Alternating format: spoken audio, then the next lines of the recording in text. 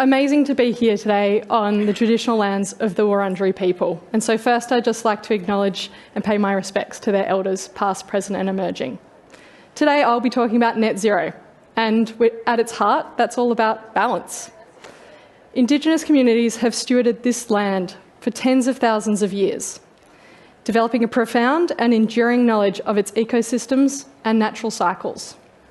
Their traditional knowledge is invaluable, offering us deep insights into environmental stewardship and our understanding of climate change. Their perspectives are really crucial in developing holistic and effective solutions to the climate crisis. And I look forward to collaborating as we address this planetary health emergency together. So it's with this sentiment that I acknowledge and pay my respects to the elders, past, present and emerging, of the Wurundjeri people. And I would like to express my respect to all Aboriginal and Torres Strait Islander people that are in the audience today. My name is Louise Krstic, and I am passionate about the role designers, you guys, can play in accelerating rapid, large-scale decarbonisation. So let's just take a walk together. Imagine it's Australia and it's 2050. Imagine hanging out in your home in pants and a t-shirt all year round. It's warm in winter, it's cool in summer, and it's all made possible by a large-scale program to retrofit existing buildings, using insulation, draft proofing, double glazing, window shades and blinds. Imagine the convenience of opening the door to your refrigerator and getting a recipe idea for food that might go off and helping you to reduce your food waste. Imagine trying an alternative protein meal for the first time and being surprised that it does just taste like chicken, but with a fraction of the emissions footprint. Imagine getting an email from your electricity supplier and feeling excited to see what you've earned this month. Your solar panels and your energy efficient appliances are cutting your bill, so they owe you money. Imagine walking down the street and tasting the sweetness of the clean air as the gas and petrol vehicles are transitioned to electric. Imagine visiting a friend in a regional town for the weekend, quickly and easily by taking high-speed electric rail. Imagine looking out that window of the train and seeing vast new renewable energy plants generating nearly all of the energy used in Australia. Imagine arriving to that town, where you might have once bought a vanilla slice. You find it booming with globally renowned innovation companies and industries. And these industries that once relied on intensive fossil fuels like steel, aluminium and cement are now near zero emissions by using hydrogen produced with renewable energy from the solar farms down the road. This has created new industries in town, and there's artists and makers and technologists all collaborating together. Imagine walking with your friends on the outskirts of that town and walking past a carbon farm, and you can hear the rustle of the leaves of the huge trees soaking up carbon from the atmosphere. Sounds pretty good, doesn't it? But can we really achieve all of this by 2050? And what about if we've only got the technology we have today? You see, what I've just told you is based on our globally recognised times modelling that we do at Climate Work Centre. And this provides a view of the entire Australian economy, how it could decarbonise over the lowest cost over time. We take the 1.5 degree goal of the Paris Agreement and we work backwards to figure out what would have to be achieved by when. And what this modelling shows us is that Australia can achieve the 1.5 degree goal of the Paris Agreement. And we can do this by using the technology we have today. And the best bit, when we're talking about 2050, we can actually do it 10 years earlier, in 2040. And that is nearly a decade earlier than most commitments by government and business. Despite all this, despite the cause for optimism, we're not on track to reach the Paris Agreement goals of limiting global warming to 1.5 degrees. And last year was the hottest year ever recorded. And companies, like the ones we all work for, don't have to reduce or even report their greenhouse gas emissions. But change is coming for companies. Next year, the federal government will phase in additional financial reporting so that companies will no longer be able to opt in to disclosing their greenhouse gas emissions, their climate resilience of their strategy and business models, the climate-related risks and opportunities affecting their business, and any climate-related targets, offset contributions, and transition plans. And this change will create visibility for investors, for consumers, and for regulatory bodies who will be able to scrutinise a company's plans and make decisions based on that information. And this shift has got a lot of people talking and a lot of people worried because it's the biggest change to corporate reporting in a generation. And these changes, they've got me excited. Because very soon, the companies we all work for will have to actually report your carbon emissions. And this sets a stage for a new era where that pressure means that companies will have to be proactive in identifying and addressing and managing their emissions and climate-related risks. It's an era where the emissions are front and centre of business strategy, of products, and of services. So let's just take a minute to think about where the cause of a company's greenhouse gas emissions, right? You could say that these emissions are consequences of the products and the services that they operate. These products and services are created by a set of choices about how things are made, about how they work, about how they're consumed. The type of choices we make in design every day. Now, I don't need to tell you all, but you all know that the design phase is a key point in where we practice human-centred design to create products and services that meet our needs of users. But did you know that it's also the most powerful and cost-effective point to address emissions of products and services? But when was the last time you considered greenhouse gas emissions during the design phase? And have you ever? You see, the decisions we make every day as designers, they directly impact the emissions footprint of your company. And whether you realise it or not, those decisions mean that you are the front line of climate action. So, say I might have just got through to you, and you might want to actually reduce the emissions from a product or service. Where do you even start? And where do they even come from? What are they made up of? It's easy to talk about them as a big nebulous cloud.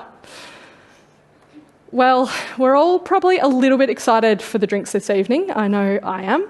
A little bit of socialising, a little bit of beer. So let's use the example of a brewery to understand more about where carbon emissions come from if we're making a beer. To do so, we'd need to calculate the emissions across the full extent of a product's life cycle.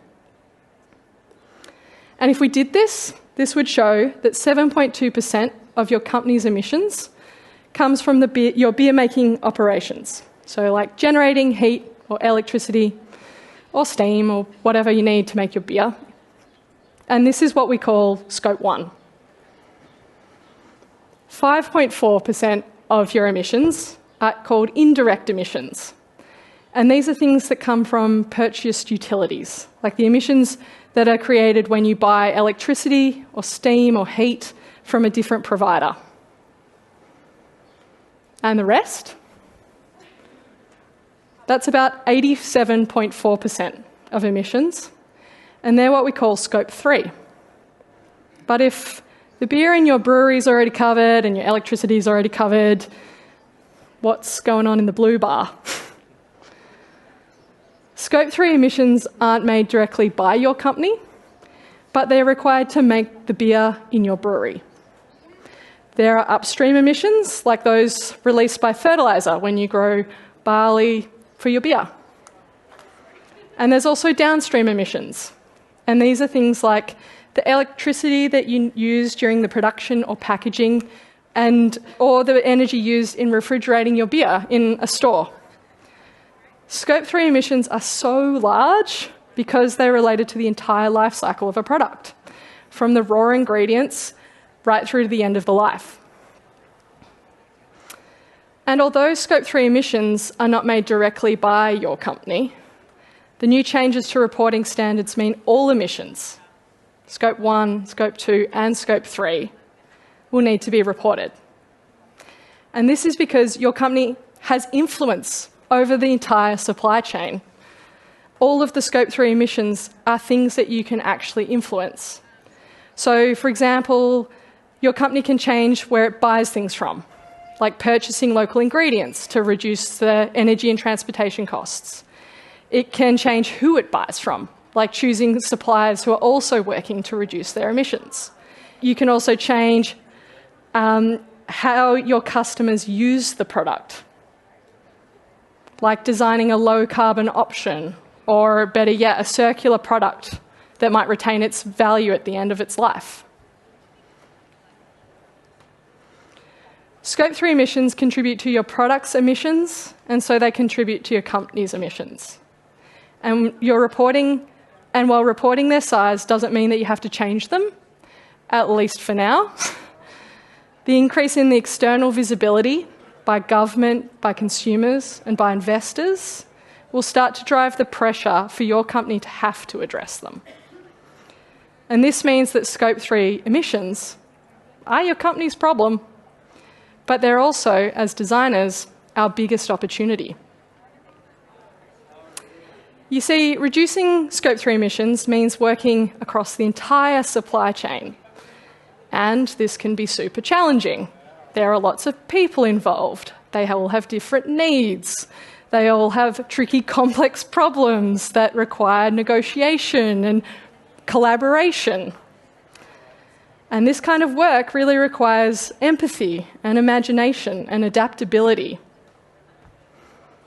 Skills many of you in this room have in spades, because these are really some of the core skills of designers. We need those empathy skills of designers to help us uncover the unmet needs and challenges and identify new opportunities for innovation and to negotiate and broker new solutions. We need the imagination skills of designers to create new ideas and to tell new stories of a net zero world, weaving the impossible into being and building the will to do more. We need the adaptability and the tenacity of designers, people experienced in tackling a wide range of challenges in different contexts to find creative solutions. So how can designers use these skills to help companies address Scope 3 emissions? The only way for a company to reduce its Scope 3 emissions is to work with both its customers and its suppliers. So let's go back to our example of the brewery, right? How do we tackle Scope 3 as designers here?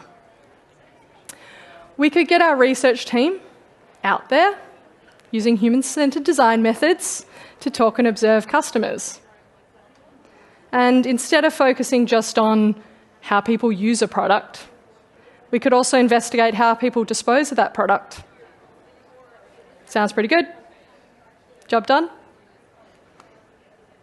Unfortunately, this alone won't solve that entire life cycle of the Scope 3 emissions.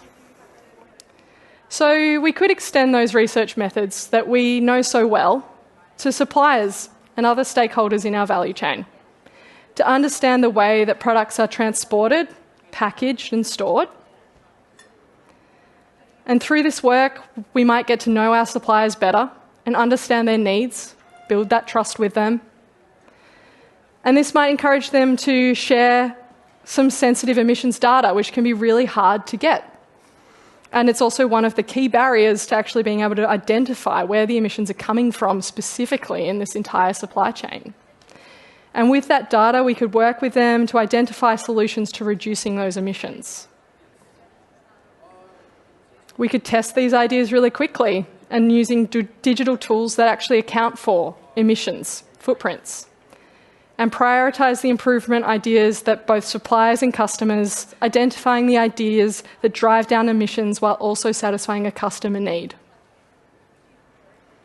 Because when we collaborate not just with our customers, but with our entire value chain, we can identify tons of points to reduce our Scope 3 emissions, which is not just good for you, it's good for your company, and it's good for the planet.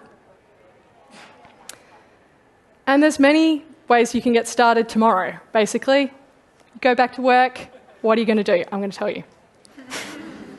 So firstly, hone those key skills of imagination, empathy, and adaptability.